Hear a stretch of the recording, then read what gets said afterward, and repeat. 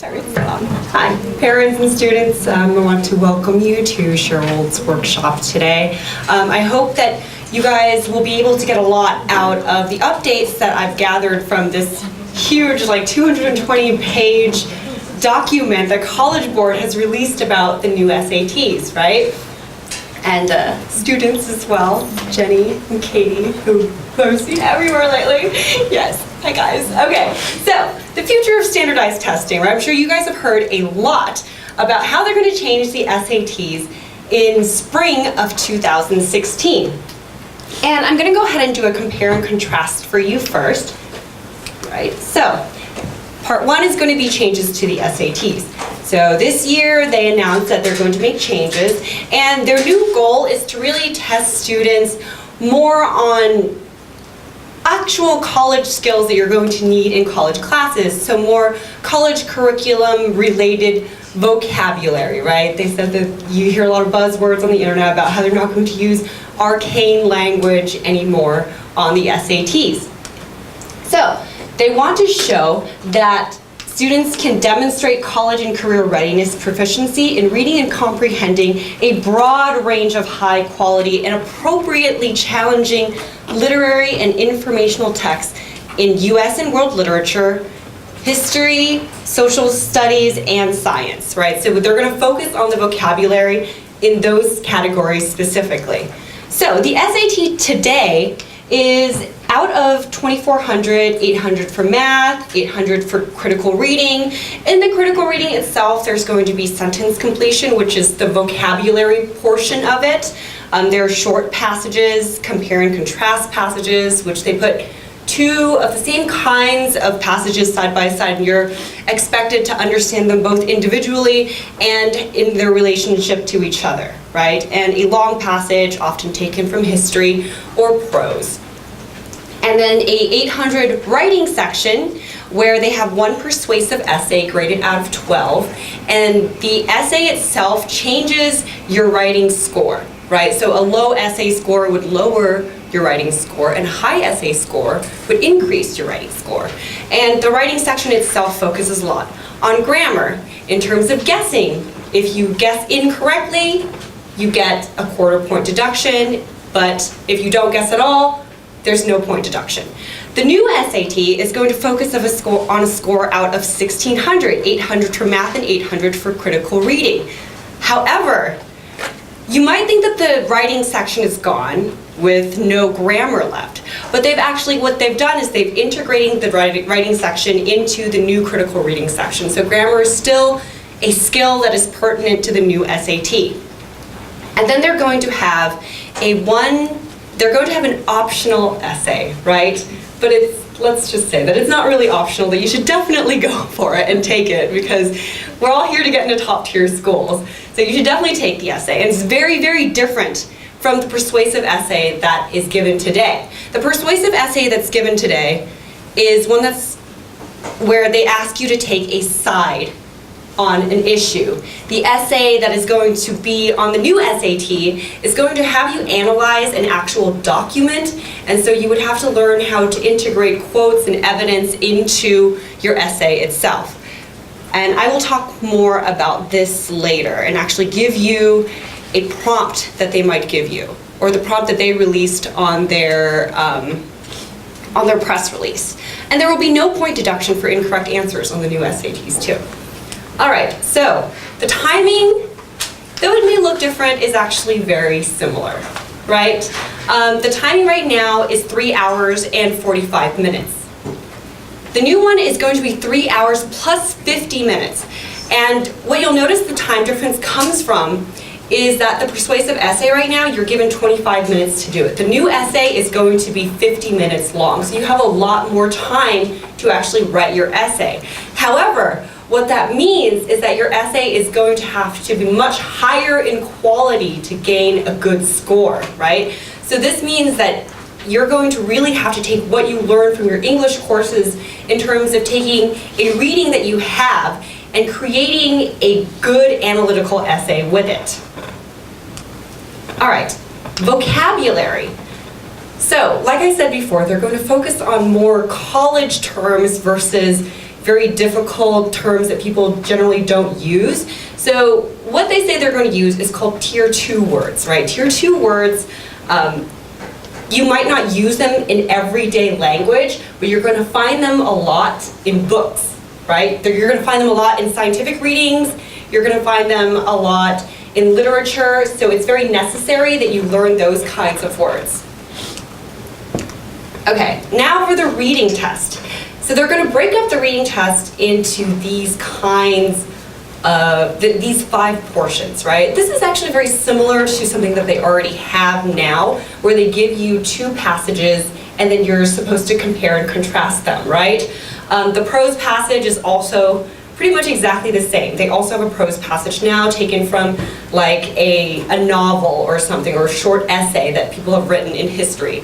And a historical passage, this one, I mean, they already take out historical passages, but now they're really going to focus on the founding documents in the United States history. So actually, if you're taking AP US History or plan on taking AP US History, it would help you a lot for the new reading test. Now, not everybody gets a chance to take AP US History. I'm just telling you that it might give you an advantage in terms of the kinds of readings that you're going to do on the new test. A science passage, also not very new, but this is also new, a graphical representation, which also shows up on the AP US History test. You're going to have to learn how to interpret a graph in terms of its relationship to one of these passages, right? But you're not going to do any kind of analysis, but you would have to understand, like, there's an increasing number of X and Y over time, or something similar to that. Okay. They also say that the new reading test is going to have lower text complexity and higher text complexity. And if you guys want to see actual examples, I'm going to have a link of their document at the end of my presentation, and you can go through the long document and read what kind of passages they consider low text complexity and high text complexity in there yourself, right? But in general, what it means to be lower text complexity is that it's very easy to understand what's going on in there, right? And it requires that you have no prior knowledge of the subject whatsoever. For higher text complexity, the structure is a little more difficult, right? The diction, meaning the vocabulary, is a little more elevated, and uncommon sentence structures means that you might have to de-anastrophize some answers, right? Which means that you have to rearrange and be able to identify what is the subject of this sentence, what is the sentence actually trying to say, because it might not be apparent immediately. And the purpose itself is abstract. It's abstract. Whereas this one might say, recycling is good for the environment, or recycling is bad for the environment. It's very easy to interpret what this is saying. But the abstraction is moving beyond the contemporary circumstances themselves. Furthermore, references. References in a low complexity text will show that, you know, it might only be referenced once and then analyzed immediately. Whereas references in a higher complexity text, one person might be cited in the beginning and he might also be cited at the end, and interspersed throughout would be like the opinions of other people, right? And it's up to you to sift out their differing opinions throughout the text. Now, the essay. These are sample essay prompts. And notice the difference. Here, it's asking you very, very simply to take a side. Should people be judged by their potential, then by their experience and achievements, right? It's a yes or no answer, and you just kind of come up with an argument to do that. In the 2016 sample essay prompt, they're going to have you read a historical document. You're going to read the historical document, and here it's a much more complicated essay prompt. Explain how Paul Bogart builds an argument to persuade his audience, right? And then analyze how he uses one or more of the features listed in the box above, which I haven't included, but would require you to understand at least some sort of literary device, right, or rhetorical device in order to answer this question effectively. All right, and in math, there's not much of a change. They do add a few questions here and there, but in general, they're going to separate a calculator portion from a non-calculator portion to accommodate for the rising use of tools in today's classroom. And they're pretty much focusing on the exact same thing. I mean, this is just their filler in the document. So what you should expect, it's going to be harder. Yes, it's definitely going to be harder, in the reading material at least, right? But you're also going to have more time. There are fewer questions and the exact same amount of time to answer them. So more time per question. And like I said, higher standards in the essay writing, right? So you need to be able to use evidence. Using evidence. In this old essay, you can make up evidence and you can say whatever you want as long as you execute it properly. But in the new one, they're going to give you the evidence that you're actually going to use. So it's really important to have a great understanding of the English language to do well in this.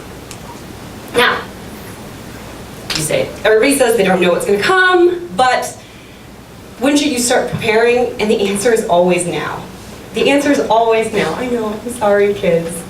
Sorry, kids.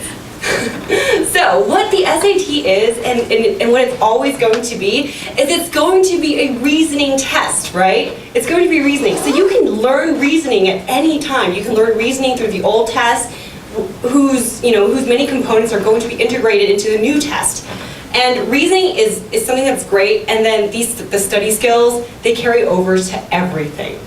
They carry over to everything. It's not a rote kind of test. You're not just memorizing things and applying them, right? You're actually learning concepts, like how do I take a multiple choice test? People say you don't see multiple choice in college. You see multiple choice everywhere in college. If you are a professor, you don't want to correct 800 short answer questions, right? So having the ability to take a multiple choice test is indispensable in the future for you. Okay, and here is that link that I'm talking about right here. And it's very long, so you're going to want to filter through the information, much of which I've already done for you. You can find it on College Board. It's the test specifications for the redesign. They tell you exactly what they're going to do. They give you sample questions. They give you sample prompts. I know you students are probably going to go home and read it through straight, right, guys? No? No? Yeah, Katie knows. Katie's going to do it. Okay, and now I'm going to go ahead and talk about the ACT. Now, I believe, yes? Is there a specific date the new format will become reality? Okay, so the question is there a specific date that they're going to have the new SAT, right? It's going to come in spring, and the SATs are given seasonally, right? So the fall tests are in, I think, October and November. So that means that spring, it's going to be like, right now the next SATs are in maybe a few weeks, right? So it's going to be applied during that time, so in May of that year. Oh, you think it's May? Yeah, I think it's going to be May. March. Right, whenever it starts. Whenever the SAT starts, sorry. Okay, now the ACT is becoming a very, very popular test. Like very, very popular. In fact, it's surpassed the SATs in the number of students that take it, I think about 2 years ago. So the number of students taking the SATs is actually higher than the number of students taking the SATs now. Which is why they're doing the redesign, right? Because they want to make themselves competitive with someone who's just surpassed them. And the ACT test actually tests you on 4 different subjects, and you get a composite score out of 36 right here, and which is a perfect score, which means that you're doing better than 99.97% of test takers, right? Now, section 1 is the English section. I'm going to go through this really quickly. It's 45 minutes long, and there's 75 questions, okay? And that's not a lot of time per question, right? In the SATs, it's gauged so that you have about 1 minute per question. So though the questions on the ACT are easier than the SATs, it's the timing that's really important here, right? So you're testing this, here you're testing for speed. Here you're testing for speed.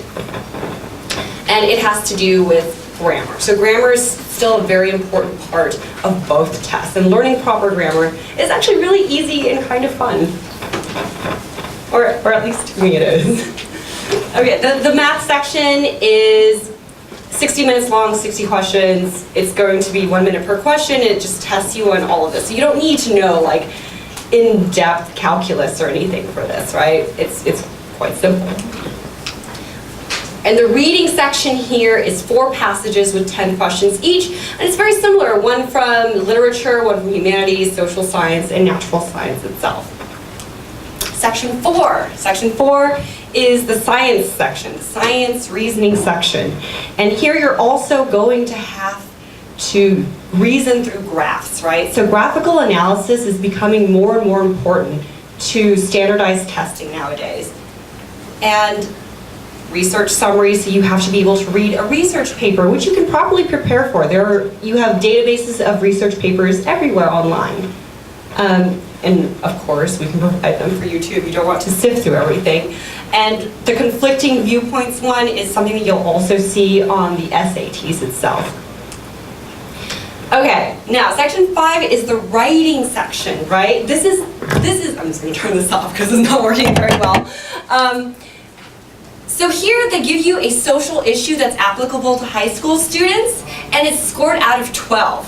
So if you score very high on this, it's not going to change the English section score at all, right? Most likely it will not. But if you score very lowly, it might actually hurt your English score.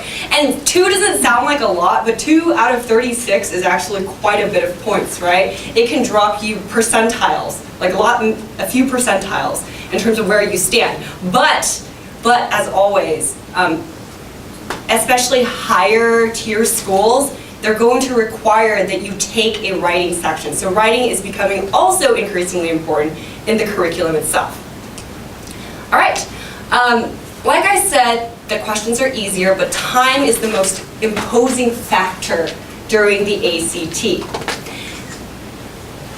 And the SAT itself is structured so that tests take about the questions take about 1 minute per question, and the sections in the SAT are much shorter, right? Let's go back here. You have 35 minutes for the science reasoning section here. The most time that you'll see on an SAT section is about 25 minutes.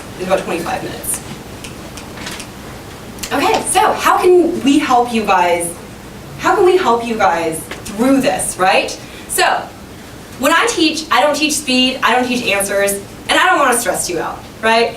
Like, these are things that do not matter. If you want the answers, you can look in the back of the book, and you can see them yourself, right? It doesn't hurt me or harm me in any way if you know the answer.